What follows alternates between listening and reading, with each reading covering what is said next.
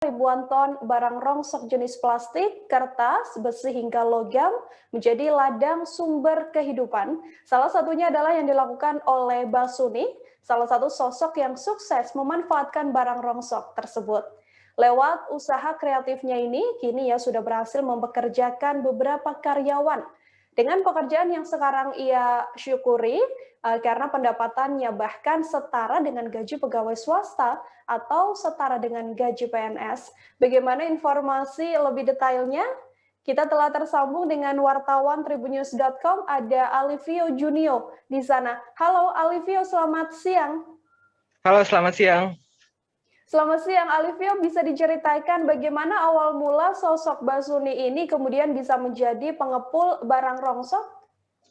Ya, dari yang saya temui, Pak Basuni pagi tadi memang tepatnya berada di Rawabebek, Jakarta Timur. Yang mulanya dia ke Jakarta itu dari Madura pada 2011 lalu dan mulai bekerja awalnya dengan pamannya. Dari situlah sedikit demi sedikit ia mengambil ilmunya dan hasil keuntungannya hingga dia mulai membangun bisnisnya hingga kini menjadi mandor pengepul barang-barang bekas.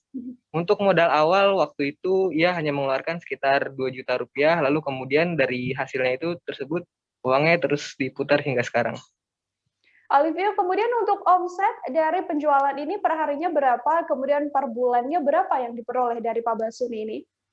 Untuk omsetnya ini memang tidak tentu, setiap harinya berbeda, namun memang jika dijabarkan kalau dirata-ratakan itu minimal ia meraup pendapatan paling sedikit itu 300.000 per hari. Bisa 300.000 atau hingga 1 juta per hari.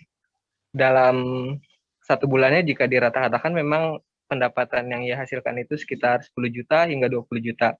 Namun tentu ini bukan penghasilan pasti tentunya buat pengepul rongsok lainnya, karena ia juga menjelaskan ada yang lebih senior dari dia bahkan bisa mencapai 20 hingga 50 juta per bulannya, bahkan juga ada yang di bawahnya.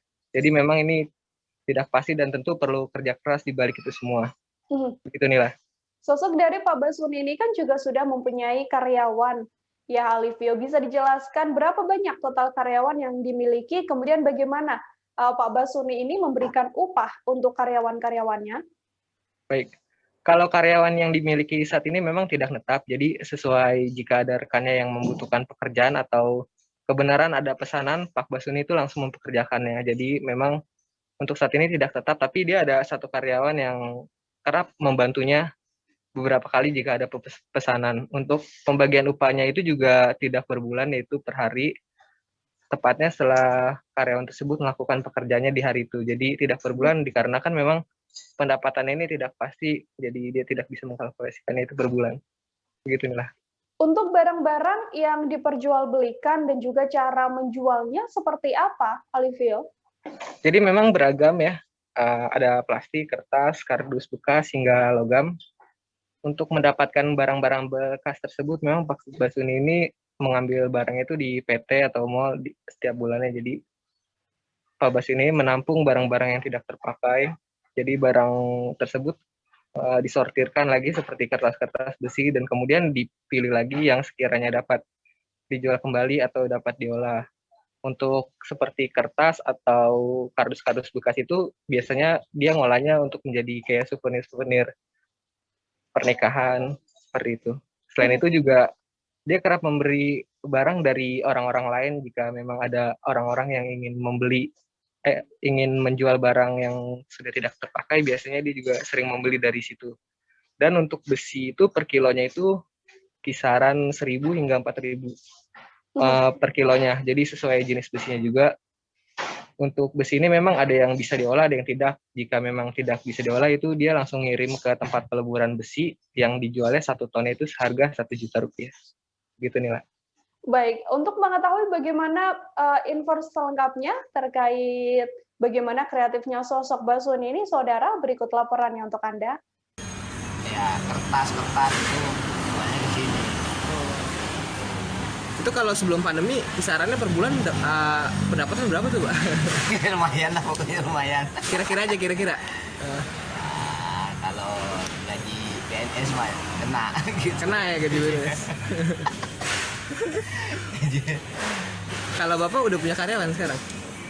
Ya, dibilang punya karyawan sih nggak ada.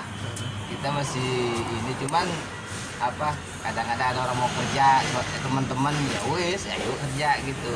Jadi nggak ada karyawan tetap? Iya, itu kerajinan ini. Jadi, Itu apa, Pak? kerajinan dia buat apa ya, buat souvenir. Jadi buat adanya manten, karena kan nggak ada manten nih, udah berhenti dulu. Kalau manten rame ya ini rame juga gitu, kayak bikin Nusantaran. Selain besi sama logam apa lagi, Pak? Ya, pokoknya Ikut sama Ya. dia atau buat sendiri? enggak, kita ibaratnya apa ya, jadi kuli lah, ya kan, jadi kuli. Habis itu ya udah tahu ilmunya, ya jalan pelan-pelan gitu. Ya ibaratnya cari sendiri, terus cari tempat, ya kan. Kalau udah ada tempat baru kita ibaratnya mulai. Cuman kan kalau namanya di Jakarta ini persaingan. Itu perlu modal nggak sih, Pak, awalnya? Modal sih harus ada, cuman nggak besar-besar amat gitu. Intinya yang penting kita jujur lah di sini. Itu bikin kayak gini, Pak, modal awalnya dari kerja hasil sama paman, Pak. Ya, jadi ngumpulin dulu ibaratnya, tabung dulu, habis itu ya apa. Informasi tadi, saudara, sekaligus menutup perjumpaan kita dalam live update hari ini. Masih di tengah pandemi, kami kembali mengingatkan untuk selalu menerapkan protokol kesehatan dimanapun Anda berada. Saya Nila Irda beserta kru yang bertugas pamit undur diri. Terima kasih dan sampai jumpa. Jangan lupa like, subscribe, dan share ya.